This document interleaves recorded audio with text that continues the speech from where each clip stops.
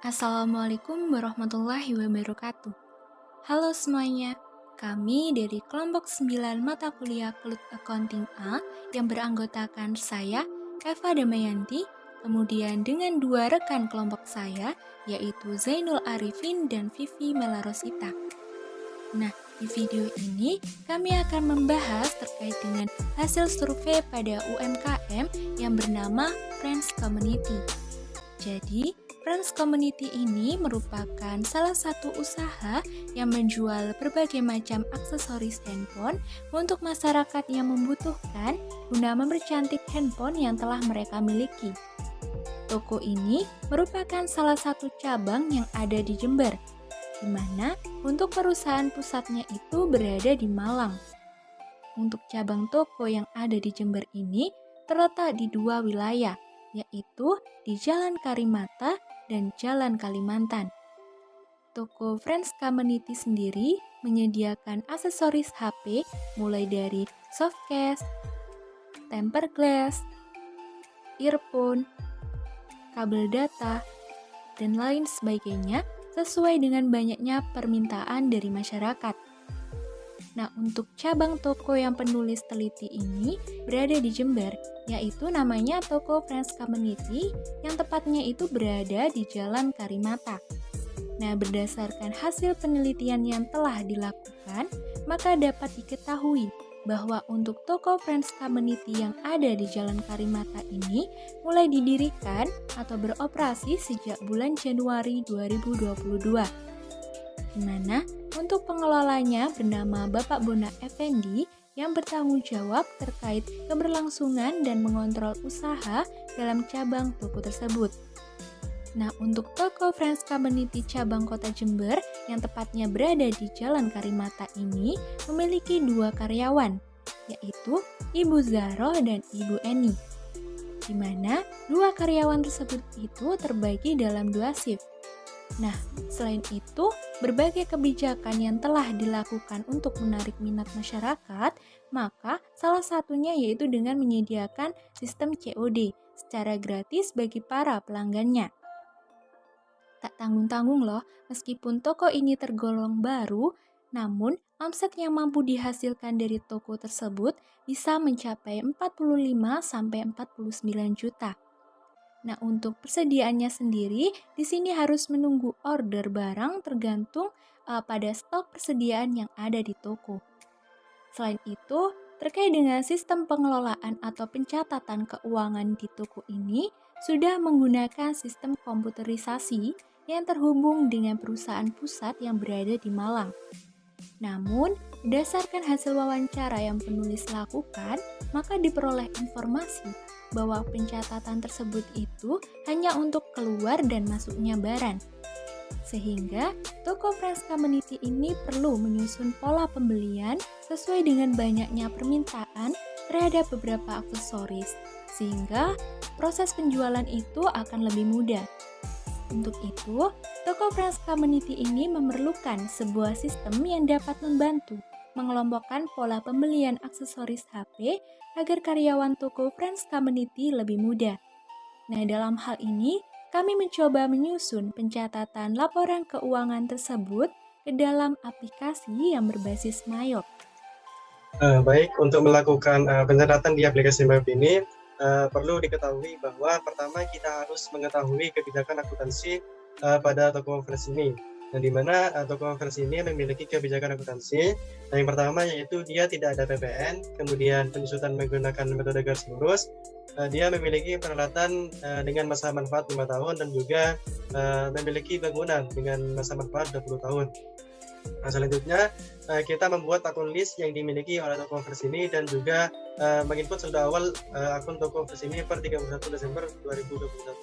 Dan di sini terdapat akun-akun yang dimiliki oleh toko Friends, baik itu aktiva, kemudian liabilitas dan juga ekuitasnya. Baik, kita langsung saja input di aplikasi Mayopnya. Di sini saya sudah menyiapkan aplikasi Mayop dengan nama perusahaan Toko Friends Community. Nah, untuk membuat akun yang dimiliki oleh Toko Friends ini, kita pilih menu akun, kemudian pilih akun list, dan pilih klik new. Lalu kita buat aset yang dimiliki oleh toko fresh. Nah, begitu pula dengan liabilitas dan juga ekuitasnya. Kemudian setelah kita menginput aset dan liabilitas dan ekuitasnya, kita input saldo awal. Nah, untuk menginput saldo awalnya kita pilih setup, kemudian pilih balance dan juga pilih opening balance. Nah, di sini kita menginput sesuai dengan di neraca saldo per 31 Desember 2021. Dan selain itu, toko fresh ini juga memiliki supplier dan customer-nya, di mana supplier ini juga memiliki saldo utang per 31 Desember dan juga customer-nya ini juga memiliki piutang per 31 Desember. Nah, untuk mencatat customer dan supplier ini, kita pilih card file, kemudian pilih card list, lalu kita isi customer dan suppliernya sesuai dengan pada toko fresh. Nah, di sini saya sudah mencatat customer dan suppliernya pada toko fresh. Selanjutnya kita menginput saldo awal utang dan piutang pada customer dan supplier toko fresh ini. Caranya adalah kita pilih balance, setup, kemudian balance. Nah, untuk piutangnya kita pilih customer-nya. Nah, lalu kita isi sesuai dengan jumlah piutang yang dimiliki di setiap customer toko fresh. Selanjutnya untuk menginput saldo awal utang, kita pilih setup, kemudian pilih balance dan juga supplier balance. Nah, lalu kita isi sesuai dengan jumlah utang yang dimiliki di setiap supplier toko fresh. Selanjutnya, toko fresh ini juga memiliki persediaan, di mana untuk toko fresh ini dia memiliki persediaan tablet gelas, kemudian softcase dan juga kabel data. Nah, untuk menginput persediaan kita pilih menu inventory, kemudian pilih item list. Nah, kita isi sesuai dengan persediaan awal yang dimiliki oleh toko fresh dengan cara pilih klik new seperti itu. Kemudian jangan lupa input harga barang beli dan juga harga jual dari barang tersebut. Nah, lalu kemudian kita mencatat jumlah barang atau quantity yang dimiliki oleh toko fresh. Nah, untuk mencatat quantity yang dimiliki oleh toko fresh, kita pilih adjust inventory dan kita isi sesuai dengan jumlah barang awal yang dimiliki oleh toko fresh. Maka hasilnya akan seperti ini.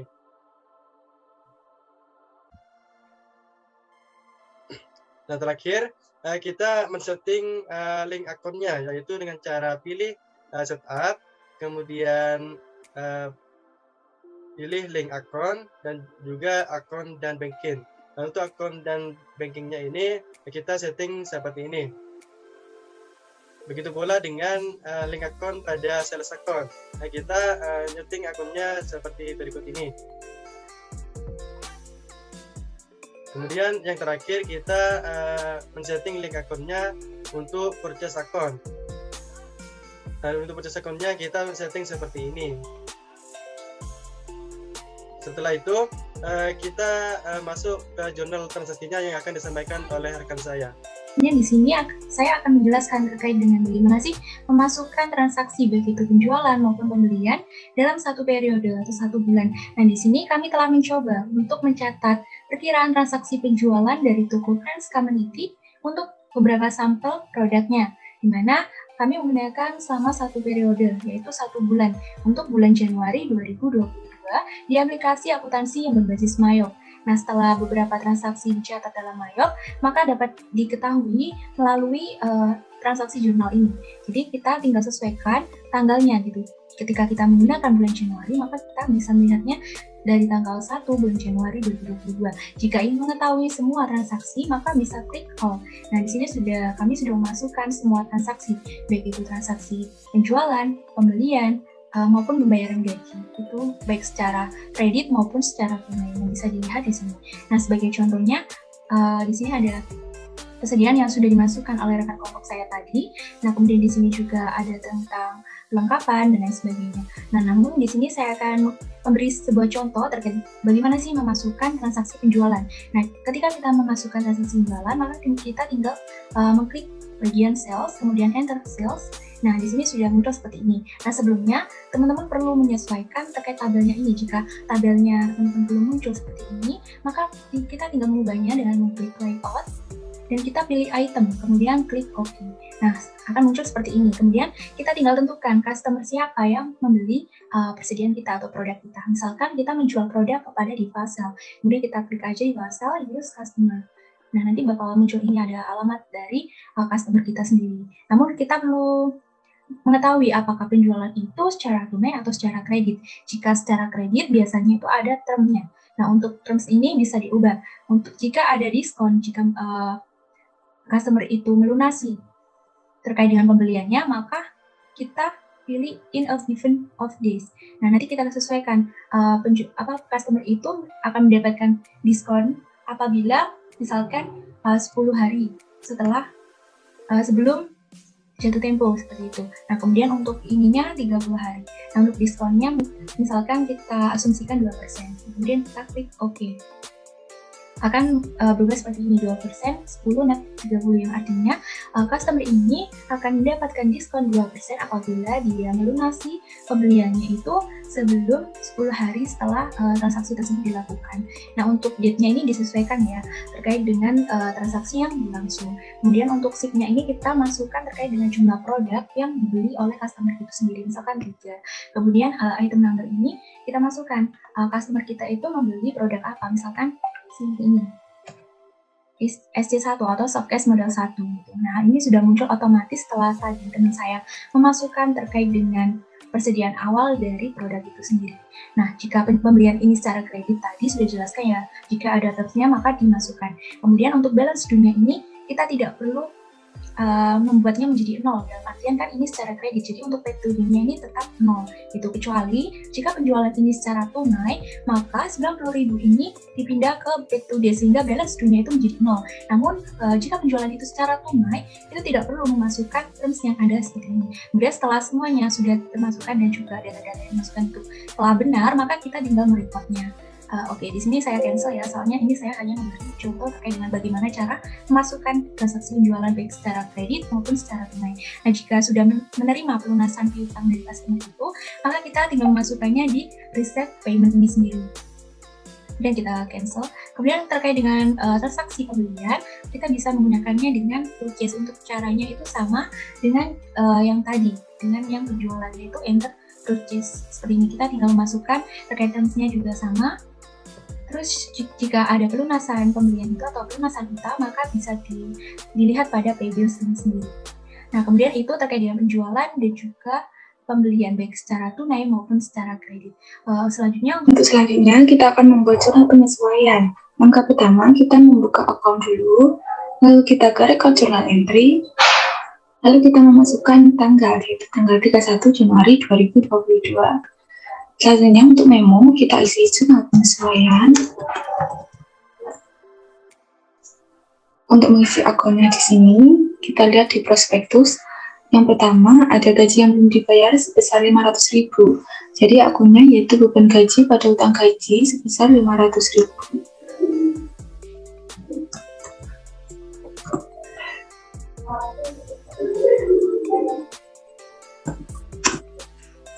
Untuk yang kedua, perlengkapan yang tersisa sebanyak 350.000. Jadi akunnya yaitu beban perlengkapan pada perlengkapan.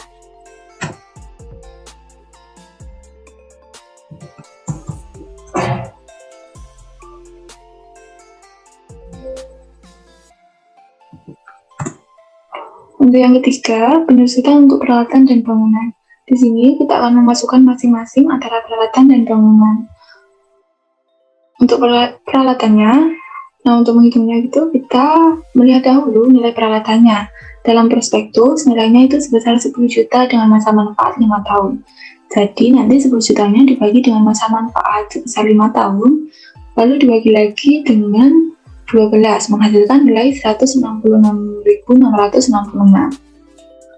Jadi untuk peralatan itu akunnya beban penyusutan peralatan pada akumulasi penyusutan peralatan.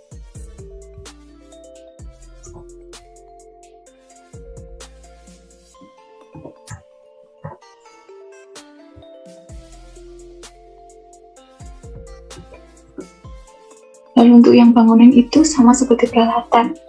Kita lihat dulu nilainya untuk bangunan, yaitu sebesar 40 juta dengan masa manfaat 20 tahun. Jadi menghitungnya 40 juta dibagi dengan 20, lalu dibagi lagi dengan 12, menghasilkan 166.666. Jadi untuk bangunan di sini akunnya beban penyusutan bangunan pada akumulasi penyusutan bangunan sebesar 166.666.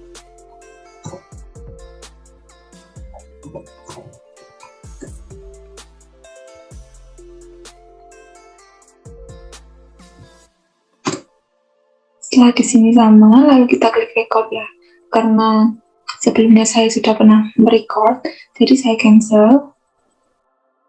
Untuk selanjutnya, kita akan melakukan reconcile untuk akun kas dan bank. Yang pertama-tama kita masuk ke banking, lalu kita klik reconcile account. Nah, untuk account di sini kita klik kita pilih kas dan bank, lalu di bank statement date ini kita masukkan tanggal. Nah, sebelumnya saya sudah pernah melakukan reconcile pada tanggal 31 Januari 2022.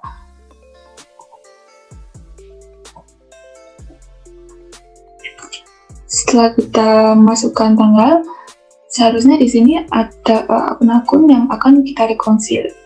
Karena sebelumnya saya sudah melakukan reconcile, jadi di sini sudah tidak ada. Setelah akunnya di sini sudah muncul, kita klik checklist di sini. Dan otomatis di out of balance di sini akan 0. Setelah itu kita klik reconcile, kita klik reconcile lagi seperti itu. Di sini saya akan cancel saja karena sudah pernah reconcile. Nah, setelah selesai, untuk mendownload file kita klik ke report sini, kita klik account. Saya akan mencontohkan untuk mendownload standar balance sheet. Kita klik display, lalu akan muncul seperti ini. Untuk menyimpannya kita klik send to, lalu kita ke bentuk PDF, kita klik save. Nah, otomatis file tadi sudah masuk ke dokumen kita.